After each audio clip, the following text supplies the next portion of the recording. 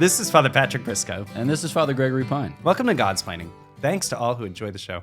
We appreciate you more than you know. Be sure to like and subscribe to Godsplaining wherever you listen to your podcasts. How's that for an introduction, Father Gregory? That was great. It had a rhyme. Yeah, so I was sort of feeling the groove there. I saw you feeling the groove, and I commend you for having felt it. Thank you. Mm-hmm. Well, sometimes when you try and use your words come out, and you don't always know what the words are gonna do. So you just ride it. It's like snowboarding, or which both of us are adept at. Yeah. Yeah, exactly. Well, I'm actually a very good skier. That's part of the lore.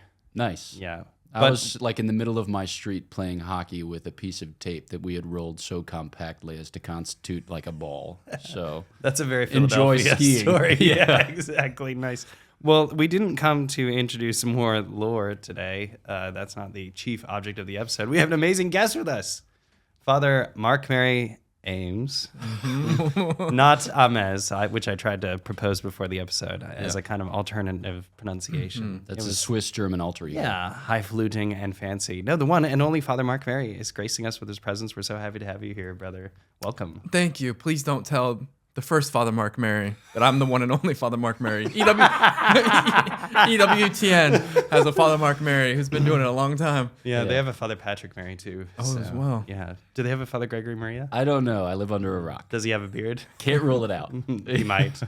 Okay. Well, we're delighted to have you. You're known to many from contributions through Ascension Presents and through publications like Habits for Holiness and other things besides, and present on the channels of the Franciscan Friars of the Renewal.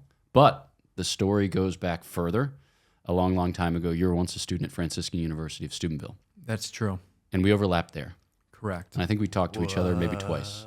Yes. Enough for me to remember you. Enough but for me not to remember you. Enough for me to remember any of our interactions. Yeah, or the content thereof. Yeah. So here we are, 18 years later, making up for lost time, lost conversation, and lost content. So those are just some impressionistic details. But for those hoping to know you better, a quick word. Who are you? Where do you come from? And why is it great to be a Franciscan Friar of the Renewal? Okay. Great question. So I am Father Mark Mary from California, Southern California, but I'm out in New York right now, the Director of Priestly Studies and Director of Communications for the Friars of the Renewal. And what were some of the other questions? That's basically the first two. The third is why it's great to be. Yes. Yeah. Why is it great to be a Franciscan Friar of the Renewal? It's funny. The formulation of that question came by way of thinking of the Wheeling Nailers. I don't know if you ever went to that AAA hockey team down in did Wheeling. not. Okay, I went once, but they have a cheer. I said it's great to be a Wheeling Nailer. Yes. So if you were to have a similar hype song about the CFRs, what might be like the content of the verses, for instance? Like what are things about it that are great? I love the brothers. That's a big one. It's that's a big turns one. out that it's a good help in religious life. Yeah. I think that is the particular gift of my community that was somewhat unexpected, was the fraternity and the gift of having these guys and of living life with them for a long time. We have our prayer, of course. We have the work, of course, all of that. That's in a lot of places. But I'm particularly just gifted with the brothers. It's like a pretty cool thing to like have a life experience where you're like surrounded by really good people doing really good things, and there's like a lot of experiences of hope and beauty and charity and all that sort of stuff, and I love that. Yeah. My first experience of the Friars of the Renewal was when I was in high school, and I drugged my father to a vocations holy hour. You drugged your father? I did. I drugged him. Yeah, which is great because he's a dentist. Nice. And usually he drugs people. Yeah, exactly. Yeah, no, the tables have turned. So I really wanted to go to this thing because I had heard about Father Grichel, and I was just curious to hear him speak and all the rest. And I went down to the cathedral with my dad, who humored me and said, "Yeah, let's go to this thing." And I remember seeing he was very frail and in the wheelchair and all the rest. And I remember being very moved by the content of his talk. And I also remember thinking, I'm not going to be a Franciscan. It was a really helpful moment. Yeah, it was clarifying. I think it happens both ways. Yeah, there's an appreciation and also an experience of otherness. I was deeply convicted of personal holiness and marveled at the project. and thought, that's great for some people. Yep. Yeah. It happens. It does happen, and I do think that's I wonder if is your ongoing experience of the Friars. Like, I like those guys. I don't want to be one of them. 'Cause at least that can be our experience with Dominicans. Absolutely. I think it's like, but how would I describe it? Like if I were to take a sabbatical in the United States of America, for which I wasn't responsible to produce some like book that people would read, people were like, "Hey, you should take a sabbatical and you should just like live in an edifying environment." I'd like ask if I could live at one of your houses. Yeah. Feel free to say no. Yeah, absolutely. But yeah, whenever people ask like, "Hey, religious life, men's religious life in the United States," first words that I say are, "It's rough." But then the second words I say are, "Think about the CFRs." So, cheers. Well, I appreciate that. Can I do a Franciscan thing and ask you Dominicans about Franciscan something? Yeah. Please. So we say, and I communicate this, and I've done it a lot, that we don't use our last names. Yeah. And that the reason is like a matter of like humility, is that in the early days, if you still had your last name, like you wouldn't be leaving behind like your nobility, which is why it's like Francis of Assisi, Anthony of Padua, and like why I go by Father Mark Mary, not Father Ames, or things like that. Is there any truth to that? Or is this I like that. So typically, we've been told that the custom in the U.S. is that diocesan priests go by their last name, father last name, and that religious priests go by their religious name, but principally because it's the name they take in religion. But I like your explanation for this. That's what I've Very heard. much. I'm adopting that. When you profess vows, do you include your last name? Oh gosh. Brother Gregory and Fr, we do. Yeah. Yeah. Okay. Yep. All right. You don't. Well, no, we don't. Oh. We don't. We also have like a Nice. pious Does he really devotional leave it behind? renewal of vows every week. Wow. And so every week we redo it, and Father Mark Mary, Father Mark Mary Maximilian of Anaheim Hills Let's is go. how I profess vows. Anaheim Hills. Yeah, That's let's great. go. That's sweet. Yes, Yeah. come on. Yeah. Nice. Yeah. We'll start making the holy cards. Please, yeah, I appreciate that. Yeah, I think like often enough when you hang out with Dominicans, because, so Franciscans came from the penitential tradition, Dominicans came from the canonical tradition. So there's always like a little bit of a canonical anxiety in the background whenever you're dealing with Dominicans. So like somebody's we like, get "Hey, hung let's up do on the something like rules." free-flowing and fun-loving." And we're like, will it be valid? Are we allowed? So when we profess our vows, we say every name that we've ever had. So it's like baptismal name, religious name, last name, etc. Yeah. So I think that that's probably part of it. We're just making sure that we're binding ourselves according to the full measure of the law. Got it. We recently so I'm a local superior of a friary. We call it local servant. We had like a meeting with all of our local servants, and we had one of your Dominican canonists come and give us a talk on obedience and the rules. Nice. And so we asked him about what do our things mean and things like that. I loved it. I loved Looking it. around the table, see? Yeah. See? We know we got to do the thing. We got to do the thing. Yeah. But he was also very kind of like, he was just very in touch with reality. Nice. Oh, that's great. Yeah. And it was like refreshingly just a straight shooter. Nice. Yeah. I loved it. This pleases us. I think one thing that happens to be the reason I'm enjoying this so much is because when people come to the church or a young person who's like really starting to get into their faith, they can be tempted to believe that I have to embrace a particular tradition of spirituality, and then the temptation that can flow from that can be to assert that thing as if it's the only thing. And part of what I have loved as a friar is getting to know so many other religious and getting genuinely to rejoice and celebrate their charism, and to see and to marvel and to celebrate just how big the church is, because we're very small and we make our worlds very small. And when we allow the traditions to grow and to expand and be bold, your heart grows and you realize just the full breadth of what Jesus is doing. So the other way I like to put it is that sin is very small and it's boring and it's dumb and it's repetitive and it's not creative. And the saints are very big and creative and responsive to God's grace. And they're all so different. And you just marvel and really delight and rejoice in it. Yeah. I mean, I take every opportunity to I'm like a Franciscan hype man, like a sneaky Franciscan hype Listen man. to Poco. Yeah, exactly. But when I had a car back in the day, whatever it was, 15 years ago, I used to have an image of St. Francis and St. Dominic embracing from the Basilica of San Francesco in Assisi. It's like a hug / Eskimo kiss. It's nice. She's like a very face close hug. Yeah, but I think like one thing that I appreciate, I mean, this is just cross-lauding at this point, CF Canto 12 of the Paradiso. One thing I love about Franciscan, like poverty specifically in the Franciscan charism, is that it's ever so slightly discomforting in the sense that like it forbids you from getting too comfortable. So it's like apropos of the compartmentalization thing. It's like I say, I'm a Dominican, I'm here for like prayer and study, for preaching and teaching, but that has like next to nothing to do with the poor. And so I can just dismiss them or ignore them or whatever. Where it's like, no, it doesn't work that way, you know? And so like when you see a Franciscan live evangelical poverty and evangelical just abandon as the way that it's envisioned in the gospel, heard of it. It's like, oh yeah, so yep, thank you. That's great. So it's just like a beautiful rebuke and like a beautiful encouragement. Yeah, somebody said that, right? Sell all your things.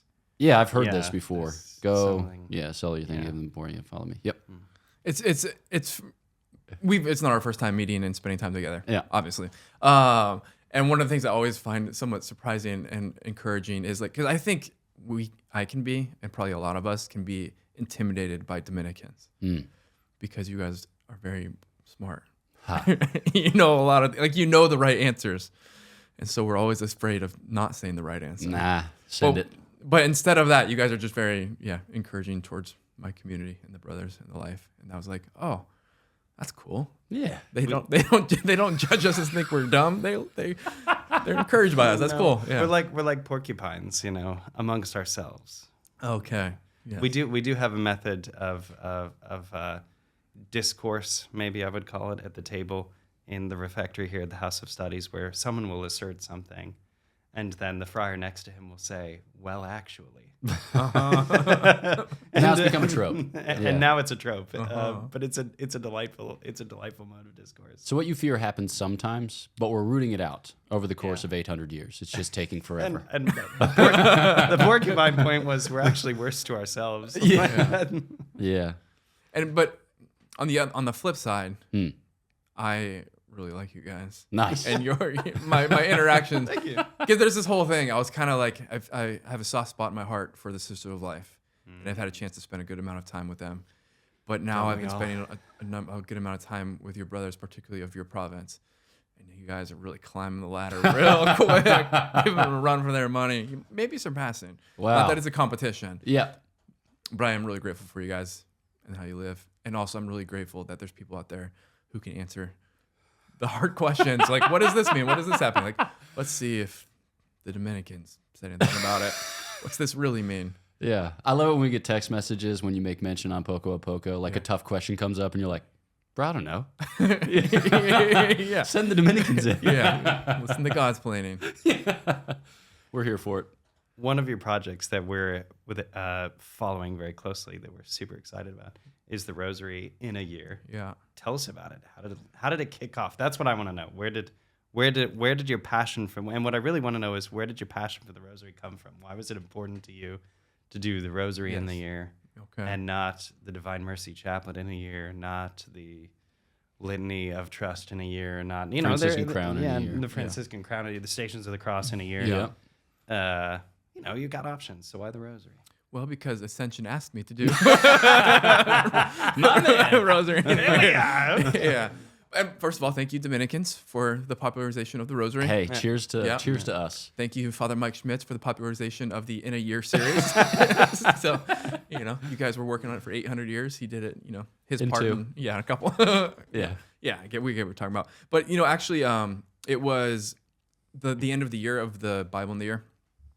And I did a video called Rosary in a Year, which is actually reflecting my own experience with the Rosary. And some of what I would have liked to have received, which maybe would have saved me from some of the maybe the initial mistakes I had actually in trying to pray the Rosary. Because when I was in college, I didn't begin at Franciscan. I began at a university out in California. I had my conversion. I want to give everything to Jesus, follow Jesus. And one of the things that I learned quickly is you should pray the Rosary every day. I never prayed the Rosary before. We didn't pray the Rosary as a family. There's no formation. And so I just said, I'm going to pray the Rosary every day. But to say I was praying the Rosary is probably a stretch. I'm saying the Rosary while I'm doing other things so that I can say I prayed the Rosary when there was maybe not a lot of prayer there. or maybe no prayer there. And so what ended up happening is I experienced the rosary as like a box to check and kind of like a burden and something that wasn't actually bringing me to encounter our Lord, Our Lady. And I kind of like, I formed bad habits with it, and I also didn't really form like a really like positive affinity for it. And so I kind of struggled to persevere in it. And so actually Rosary in the Year is a little bit going back to like how could we like form somebody and teach somebody and just like mentor them in praying the rosary. And then, so like, the formation on what is prayer and like being in the presence of God, like what do these words mean of the different prayers, the Hail Mary, the Glory Be, the Sign of the Cross, the Our Father. And then, like what kind of meditating on the presentation, what does that mean? A lot of people don't actually know what that means. And so the Rosary in the Year is a lot of the formation on prayer, a lot of just reminders of like what do these actually prayers mean, etc., while also simultaneously building up the prayer muscle. Because I do think in the year that we're in, at least for somebody like me, when I was beginning, actually praying like and meditating or attempting to for 18 minutes or whatever it is, 15 minutes, it's like maybe difficult. It's like running like a 5K. It's like you can get there, but for like some people might need to like build up the muscle. And so there is actually like the formation, but then also like a building up of how long like we're praying. And so we start kind of small, and by the end of the year, we're just praying the rosary together. Okay, so I want to think about the unlearn to learn. So folks just kind of set in on whatever task and they acquire habits, and some of those habits might be good, some of those habits might be bad, or they might be in between. I'm thinking about like touch typing. So I never really learned to touch type. I think I had Mavis Beacon for like 2 weeks in 4th grade. And then I just kind of did my best with like 2-ish or 3-ish fingers on each hand. And I might have been like clipping along at 45 words per minute. But when I came here for formation to the House of Studies, I heard people in the computer lab just flying. I remember listening to, at the time, Brother Gabriel Toretta type. And I was like, that's majestic. Yeah. So, like I just went online and I was like, is there a touch typing program that's free? And there was, and I went from 45 words per minute to like 3 words per minute because I was now disciplining my fingers to do the things. And then like eventually you surpass where you were previously and you see the fruit thereof. But I think a lot of people have difficulty unlearning to learn because they've already learned. Like, why learn again? So how do you motivate that? Because like people are going to hear Rosary in a year. They're like, listen, I can pray a Rosary in 15 minutes. I don't need 365 days of you telling me something else. Maybe I'll like it, maybe I won't like it, but why unlearn to learn? Yeah. And I'd appreciate you guys' like input on this as well, because I think I don't think I'm actually insecure in the sense like I get it and I really believe it. Yeah. But I am aware of the potential for misinterpreting it, mishearing it. And I've done a video years ago about this concept. And like it's really hard for people not just to hear you're telling me to like not pray the rosary every day. And that's just not what we're saying. It's like But that's what we're going to title the episode. Exactly. Don't pray the rosary. Don't pray the rosary ever again. By the Rosary in the Year guy. Yeah. Yeah. Well, you get some at least clicks on that. Exactly. Yeah. I think you just have to keep this rooted in reality, and you have to be aware of like some insecurity and some fear-driven approach to like our devotional life. And I think the idea of like, so if someone's trying to pray the rosary every day, them hearing like, well, maybe actually let's take a step back and then build up again. They just hear like, let's take a step back, and they get you can get very, very insecure about that. But I just think for me, I just think it's real. I think that here's the facts. Like I was trying to pray the rosary every day, and I wasn't doing well at it. It was very, very, very limited prayer. And the effects of it were, I do not like this, and it's really, really hard for me to persevere. Yeah. And it would have been really, really helpful for me to someone give me the freedom to be like, okay, like where are you at? What can we do here? Like we have like, so like very much like with the Rosary in the Year, the goal is to get to a place where people are praying the rosary every day. And even like the Rosary in the Year podcast, if you are praying the rosary every day and it's like efficacious and it's like something that's working for you, like it doesn't mean you have to like step back from that. But I think there are a lot of people who are maybe struggling or don't know how to do it, and like building up makes sense. And I think we just do that with almost everything. You kind of teach and like step by step and kind of build the whole muscle. Did that answer the question? I think. Yeah. And I want to ask a related thing. So for me, the rosary has always clicked, and it's been in many years many years of my life, the rosary has been the only way that I've been able to pray. Like it's just the only thing that allows me to make sense of things, and it's the kind of go-to, on sleepless nights and all the rest. And I think part of that's because we prayed it growing up. We weren't the Pine family, but we did have a rule. We did have a rule that anytime we were in the car for longer than a half an hour, we had to pray the rosary at some point. And that just shows you the genius of my mother to get some quiet time in the car among the kids. Yeah. So I definitely think that was part of her strategy. So I do have like core memories of the rosary, you would say. So maybe that's part of my affection for it. But the big question I want to ask is, must everyone love the rosary? Like, do you have to, you're suggesting like, oh, you can go to the gym and work out, and if this thing is difficult for you, you can do it. So my playful question is to you: do people have to? Your playful question is the most controversial question I've been asked in a long time. Precisely according to plan. I do believe that our Catholic spirituality needs to be rooted in objective truth. And we are believers in objective truth, like objectively true. Mass on Sunday is like, an obligation. The rosary does fit within the umbrella of devotionals, and within the space of devotionals, there is freedom. There's not obligation. There's not commandment, and you're not bound by sin to do certain devotionals every day, including the rosary. That being said, so I do think that there's space, and the rosary hasn't existed forever, and there's a lot of great saints who never prayed the rosary. That being said, I do think that the rosary is not just a devotional amongst devotionals, that it is sort of the queen of devotionals, and that there is a reason it has its privileged place, and there is a reason that in so many of when Our Lady is appearing, that she's inviting people to pray the rosary. There's a reason great saints, John Paul II, Mother Teresa, Padre Pio, recent saints had devotion to the rosary. And so I do think, yes, it's not necessarily for everyone, but I think you really want to, I do think it's worth fighting for and trying to develop a taste for if you don't have an immediate taste for. Because I do think there's a particular genius to it, but also particular grace to it. And so I would love for it to be for everybody, but also I want to be honest that it is a devotional, and so it's not everyone's like obliged to it. I haven't really thought about this clearly. So take this with 2 grains of salt, 2.5 grains of salt. But I think that that's helpful. It's helpful for people to understand that there are different categories of Catholic practices. So there's the obligatory, so like the 5 precepts, Mass, Sundays and holy days, receiving Holy Communion once a year. Obviously, you can receive more often. Going to confession once a year if conscious of grave sin. Obviously, you can go more often. Like churches, fasts and abstinences, and then supporting the temporal needs. But then the next would be like things to which the church exhorts her sons and daughters.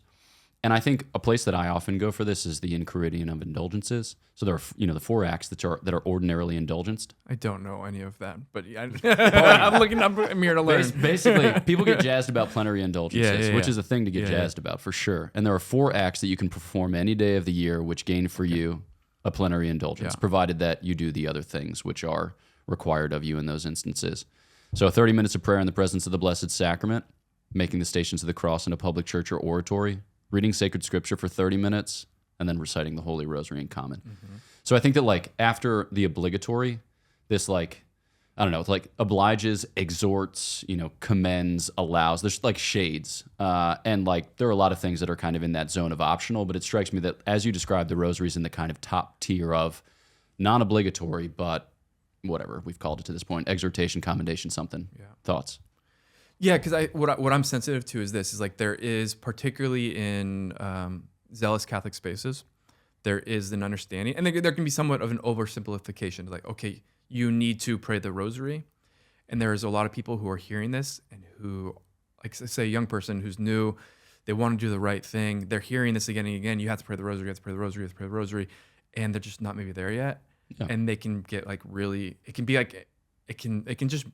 It can be really discouraging. Yeah, exactly. People can be really sad about it. And so I think they can think something's really wrong. Yeah, sorry. Yeah. And so I think it's important to be able to speak to them, be like, hey, okay, that's okay, actually, if that's where you're at right now. We're going to make a journey. There's space to kind of develop and to grow. But if that's where you're at, you don't have to like. There can be like a hiding of that, or like an insecurity about like I'm not doing it. It's like, okay, like just like I think it's just important to sort of have like the distinctions and the clarity, but also an understanding of like use the language like do you use the language of exhorting like we're being exhorted like we want to get there though. Yeah. Boom. What's the strangest place you've said the rosary in? The strangest place I've said the rosary in. People always ask this question apropos of confession. Yeah. Like, where's the weirdest place you've ever heard of confession? Yeah. I think like a rocky outcropping in a state park an hour west of Lexington, Kentucky. This like bluff overlooking these whatever. I guess it was sandstone. Never mind. But that was just to give you time. I'm trying to think of like what's the Best place could be. Okay, I'm just trying to think like where's the weirdest place I've been. Yeah, Kuala Lumpur. I have not been to Kuala Lumpur. Well, then you've never been to a strange place, and we can move on. I spent a year in Zulu, South Africa. Wow. Zululand. I spent a year teaching there. That was before you entered. Yeah. Yeah, so it's a Zulu school. Dang. So I've prayed a rosary there. In a Zulu school. Well, I mean, like even just like as words pronounced, like Yeah. vocally, that's melodious. Yeah. So that's Yeah. fun. Weird. I don't know. So the people like the tribe is like Zulu. Yeah. They call it like Zululand, right? Yeah. Their first language is Zulu. Yeah. And I taught at one of their high schools. Wild. Yeah. I attempted to teach. Yeah. We're all out here attempting What to did teach. you teach? I taught, so I was 20 and I took a year off of college and I went to teach in a high school and I taught 8th and 10th grade math and computers. But like my 8th grade class had 75 kids and 15 math books. And the official language of like schools there is English. A third spoke English, a third spoke some English, a third spoke no English. I was not a teacher. And I'm supposed to teach them geometry and they don't know 6 times 7. Yes. Perfect. So like yes. Lots of soccer. Jesus Lord. like the soccer and some basketball actually. We introduced basketball as we do. But it and then like but it was like computers, but there were computers on the ground not attached to power. That's incredible. And so I tried to teach like some basic typing because like for the 12th graders who are about to graduate and go somewhere, like an introduction to the keyboard and some of this thing. Yeah. But so that was I attempted. It all comes back to Yeah. touch typing. Yeah. It's a very clear experience of how poverty affects education and that type of thing. Okay. So here's a question. We're going to just go controversy by controversy. Less is more is less. Hard to say. People have all kinds of things to share when it comes to whether you beef up your devotions or trim down your devotions. Whether a rosary should last 15 minutes or 18 minutes or 25 minutes or however many minutes. Whether you should do it sitting, standing, kneeling, walking. People have all kinds of opinions. What can you kind of give us like, say you have a young zealous Catholic who's coming to and somebody shared with them that the only way to pray the rosary is by doing X, Y, and Z things at the end, which have now added 12 to 17 minutes, and it's becoming somewhat weighty because it takes longer than the Holy Mass, which they've heard is more important, and they're just trying to get a sense for like the hierarchy of prayer. Yeah. Where do you start? How do you lead them? How much of the rosary do we need to say? What do we add to it? Et Well, I'm cetera? pretty sure for it to be a valid rosary, you must say the creed. You must say an Our Father, 3 Hail Marys, and a Glory Be before you do anything else. Otherwise, I'm pretty sure it's not an appropriate way of praying the rosary. For those of you listening at home, that's a sweet little gaslit burn. right now. Yeah, you're being taken for a ride because the Dominican rosary contains none of the aforementioned. And I have some like I didn't do research for this podcast, but I did do some research for the whole rosary thing. So Yeah. I've heard a number of your talks on the rosary. Nice. I guess maybe it was like you were with Matt Frad. Okay. So I've heard a number of this. So, okay, so I know your stance. But my take is just me saying things, so I'm happy to retreat from that. Create some space for Could have changed. wild speculation. Depends on what I ate for breakfast. No, just kidding. So the question is all the additions and that. Yeah. But it's hard. I'll say this: like we have our pieties. Yeah. And we have our and some of that of our preferences. Yeah. And I like to keep things simple. Yeah. And I find adding a lot of stuff to pull away from the main thing that I'm trying to do and a little bit distracting. So I try and keep my rosary to. I mean, I don't do the God come to my assistance. Yeah. You know what I mean? But to the Our Father, Hail Marys, Glory Be. We use the Fatima prayer. Yep. Go through. That's how I like it. It's a big controversy. Like a good, docile, and obedient Christian. No, it's like even after having shared some of the things on the internet apropos of the devotional life, like I've gotten some healthy pushback from folks, and I think it's like, I in our spiritual life, I think it's okay to have preferences. I think that maybe that's just a point to make. Like it's okay to have preferences, and there's a difference between preferences and like ideological demagoguery. Like everyone must do it in this way. So I think that, if we go back to our hierarchy of obligatory, hortatory, whatever, we're making words up, but you can share with people what you prefer and the reasons for which you prefer. But I think that Rosary is the Holy Rosary. It gives you a kind of base of operations, but then there are different little kind of sorties that you can make from the basic prayer itself. So yeah, I mean, you have a lot of time to discuss the Rosary, so I suspect that you have a lot of time to kind of explore how it can shape up or how it should shape up. I just think that you want to reflect on a couple of like the particulars, right? For like a big one is like, okay, are you praying this in common or are you on your own? And is there sort of a common approach to this communal praying of the Rosary? And insofar as if that is happening, it's good to, I would say, do whatever, like what is the agreed upon way of praying it, and to just on your own sort of add a bunch of stuff or do this thing or this thing different. It's like from people who do common prayer, that would be not encouraged. And I just think, at least for me in my own experience, like I remember doing like some litanies of saints at some point in my life and just kept growing. And then some point you have to be there. Like there's a little bit of maybe I don't know, an impoverished approach to God where there's this like, okay, if I don't do all of these sort of things, that somehow there's going to be something lacking. If I don't say all of these intentions, they're not going to be taken care of. And so I would just also be a little bit discerning of what's the spirit that's moving, the things that are continuing to be developed. And is it like, what is the end? Why are you coming to pray? Why are you coming to pray the Rosary? And is what else is happening serving that end or distracting from that end? Yeah, that's awesome. We're here for it. Yeah, I completely agree. I think too, people can be very apprehensive about approaching the Rosary because they become so afraid they're going to do it wrong. Yeah. Right? Surely you've encountered this as you've taught people to pray the Rosary. They get very worried about getting all the prayers exactly correct. I have this delightful memory of being a novice and attending the all-school Rosary at the parish school where our novitiate's at. And do you remember this, Father Gregory? One of the gals who was leading a decade prayed 9 Hail Marys for like decade number 2. And then her little pal gets up there and prays 11 Hail Marys in decade number 3. Yeah. And as she's returning to her seat, she says to her friend, "I got you." Was the spirit of it playful and fun, or was it like, oh yeah? No, it was just like, I covered, I fixed it, It's like, it was like kind of, it wasn't like angry, but it was like, I got your back, kind of thing. Which was hilarious because these are just 8th grade girls doing the thing at the all school Rosary. But regardless, I think a lot of people approach the Rosary concerned they're going to do it wrong, concerned they're not going to offer the Rosary, and they bring with it a kind of spirit of trepidation that is really only appropriate for a priest who's learning to say Mass. I feel like it's just kind of it just kind of stunts what I find it stunts what could be possible for people. So how do you encourage people to just kind of dive in? Like, what do you say to get someone to begin to train that muscle, to just kind of jump in and, as the Holy Father would say, make a mess? Mm-hmm.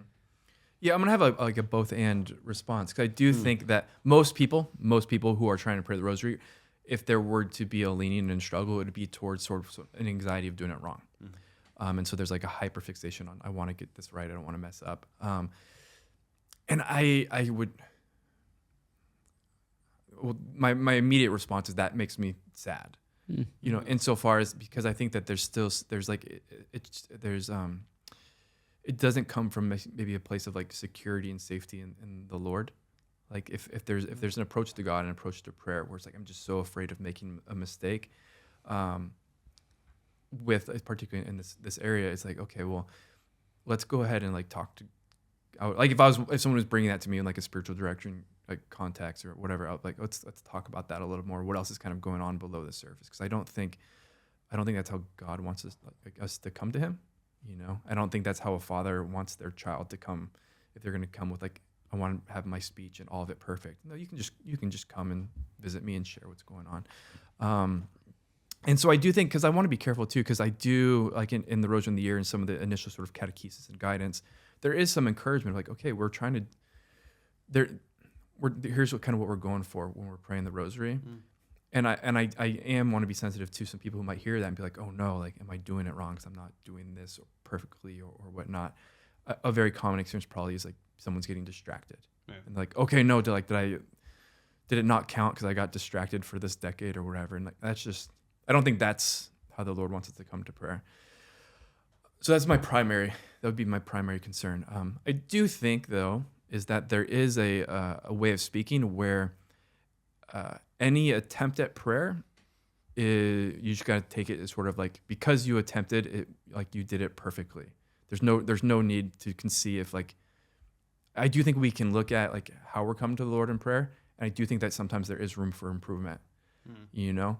And so, if you are like in mass, in prayer, whatever, like always distracted, okay, there is a part of like, okay, that's where we're at. Like, we'll give that to the Lord. But also, let's take a look at like what else is going on in life that's adding to the distraction, and let's see if we can't sort of do some work so that, because wouldn't it be great if you could actually very like attentively come to the Lord in prayer?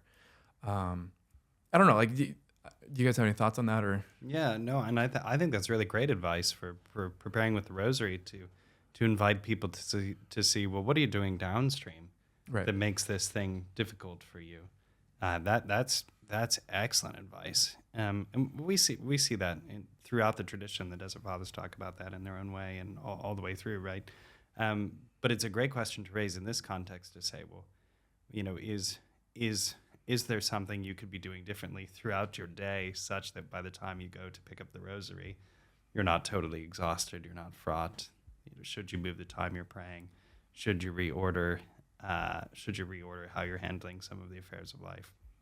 That's fabulous, because I do think people often feel helpless in the face of distractions, and I think your counsel is really sound to say, well, you're not entirely helpless against them. There are important things that you can be doing to battle them. It reminds me of St. Thomas just talking about the sacred liturgy describes the manner of our entry, and he'll say you've got intention and attention. So he says intention is the principle of merit, provided that you intend to show up, you merit. Mm-hmm. But obviously the quality of your intention, it's kind of, like you said, there are these things, you know, downstream or upstream, there are these things which contribute to it, which can potentially undermine it or fortify it. So it requires an attentiveness to the whole of your life as to what kind of goes in or what kind of contributes to that. So intention, I intend to pray the Holy Rosary. That's meritorious. You might get distracted, you might be fatigued, etc. But then attention, he says, start with the words and then move to the sense of the words and then move to the God to be found, you know, therein. So he's talking about the liturgy, and you can think about like the words pronounced in the Mass of the Catechumens. You know, he's living in the 13th century, and then the words pronounced in, you know, the canon itself. But then the words communicate realities, and then those realities all converge in God. So I think that there's like a similar way in which our approach to paraliturgical things or devotional things can assume a similar shape. Insofar as it's just like, okay, I'm doing this thing, intention, but I'd like to do this thing in such a way as to kind of give my concern, care, solicitude, whatever, focus to the things that are actually set forward for me. And maybe it's just like with the Rosary, sometimes people are confused because it seems like there are two things that you're supposed to pay attention to. So I don't know if you get into, do I think about the words? Do I think about the mysteries? Do I think about the words through the mysteries and the mysteries through the words, or both simultaneously? Or do I have to have two heads? If one of them causes me to sin, do I have to cut it off? You know, like all of these questions. What do you, I don't know, thoughts? Yeah, I don't have this out of my memory, but you guys might. Because I think it is, I'm going to answer it from like how I talk about it. Yeah. But I think Paul VI maybe talks about like the three, like he talks about intention, another thing, and another thing. Sweet. Does that ring a bell? Okay, because he kind of talked about like the three things that bring to it. Right. But what I use is what was given to us by like Father Andrew Apostoli, who's one of our founders and a great lover of the Rosary. And he would say, you're trying to pay attention to at least one of these three things. Potentially you can do all three at one. The one to whom you are like praying. So like God, right? You want to be attentive. Like that you're in the presence of God and somehow raising your heart to God. The other is the attention to the words themselves, the words of the prayers. And then the third would be the mysteries. And that's, I think ideally you're in some experience of the awareness of God. Probably it's an either or with like how closely are you paying attention to the words versus how closely are you meditating on the mysteries. But as long as we have like, I think like the intention and one of those, that would be what we're going for. Yeah. When I talk to people about it, I don't know that necessarily speak more clearly, Gregory. I don't know that I necessarily give them very hard and fast things. My usual counsel is just like zoom out. Mm-hmm. You know, like it sounds like you're just a little too close. Not to say that that's like a bad thing. We all get close to things. Yeah. You know, like I've misplaced items in my office before and spent the next 37 minutes rootling around under every imaginable cabinet. It's like we all lose our minds. But like ideally we don't lose our minds about the devotional life. Like if we feel like we're losing our minds, maybe that's an invitation to just, okay, God, mysteries, words. God's the most important. Mm-hmm. How am I going to get to him? Yeah. Yeah. These things are set before me. Father Gregory and I both wear chain rosaries. Do you have So I don't want to come at alternatives you for that? for having a cord rosary, but I'm just observing another difference in the tradition. I don't know how well this is going to land with your audience, but this is my rosary. Yeah. I don't know how much you can tell from immediate sight, but there's about 36 it's or 37 beads on there. Because this isn't the one like. Well, the point that I was going to make was your rosary's probably in a lot better shape than ours because mine breaks all the time, right? Like I Yeah. travel with pliers. And initially this is very frustrating, but not frustrating enough for me to become a cord man, because I'm also deeply committed to the aesthetic of the chain, and I just really love how it sounds. That's I hilarious. really love it. Hey, cheers. I really do. How often does it get caught in something? At least once a week. Yeah. Probably more. I've Like, gotten to the destroyed point where like it once every 2 weeks, recently. but I break it like once a month still. What's your interior response to that?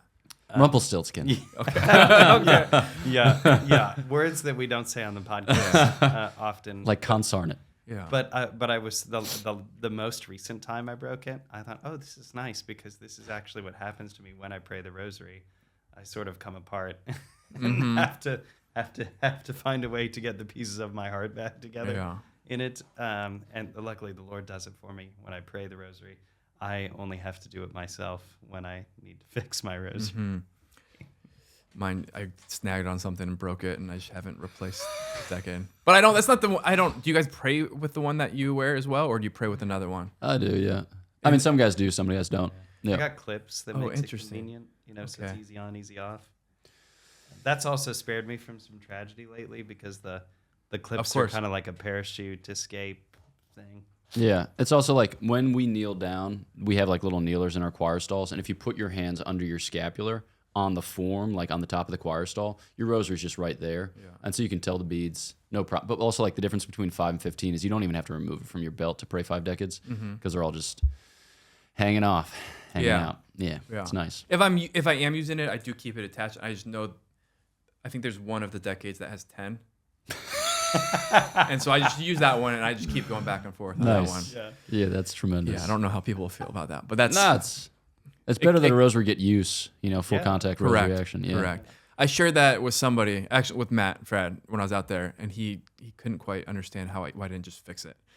Oh, I can understand. Oh, I understand Yeah. perfectly. Yeah. Yeah, I definitely have incomplete It's just my personality. decades on mine right now. Well, mine were like made out of something. I don't have access to that something anymore because my mom purchased it through the religious goods shop that she closed 6 years ago.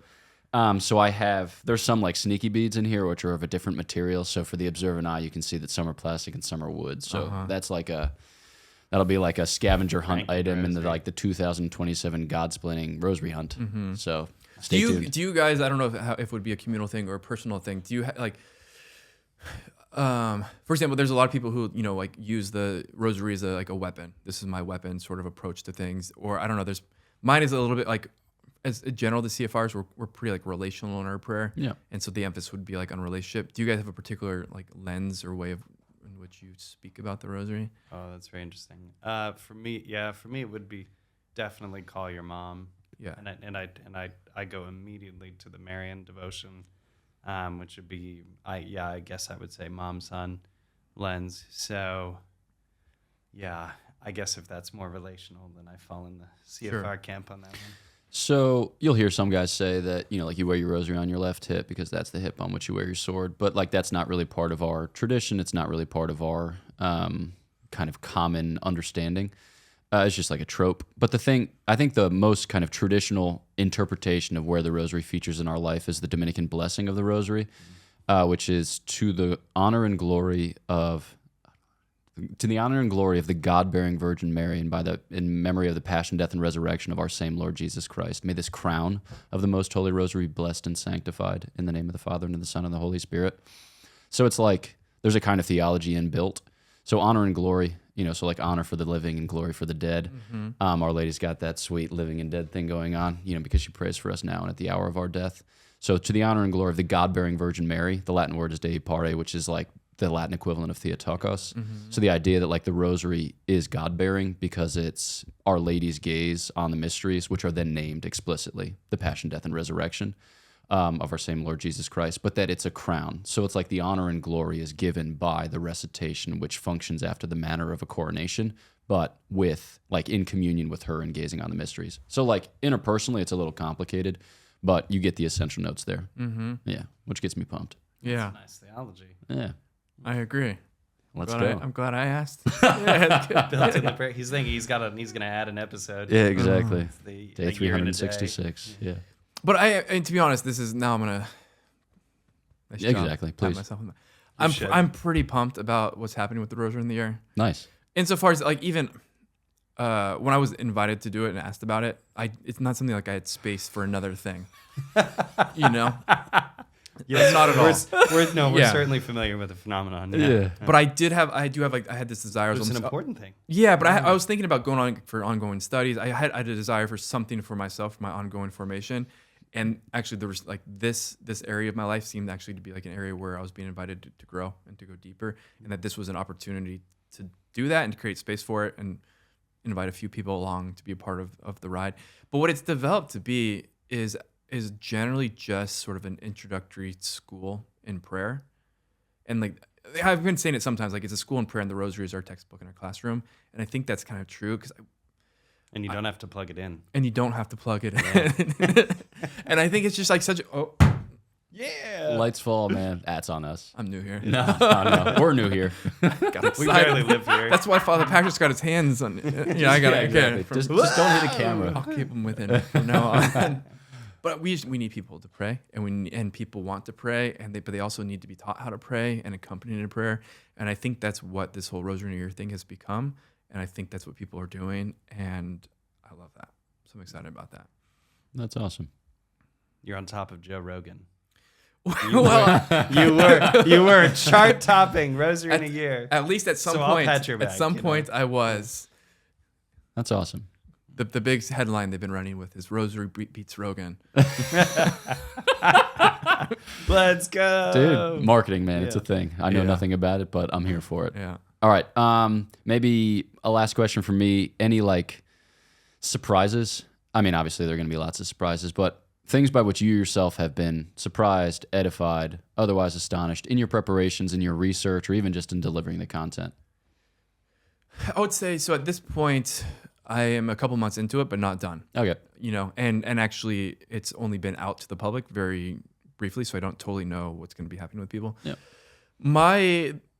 The number one joy and sort of area of like enrichment for myself is actually, there's a number of times we're going through the different mysteries from different approaches, and one of them is teaching. And to do that, there's a decent amount of like study and reading, particularly Pope Benedict's Jesus of Nazareth. And so reading Pope Benedict and reading all of his, just like going over what he's saying about Jesus and all of this has been awesome. Yeah. And so going there and just like learning this stuff, maybe like anew or looking at it anew, for me, that's been my favorite part so far. Sweet.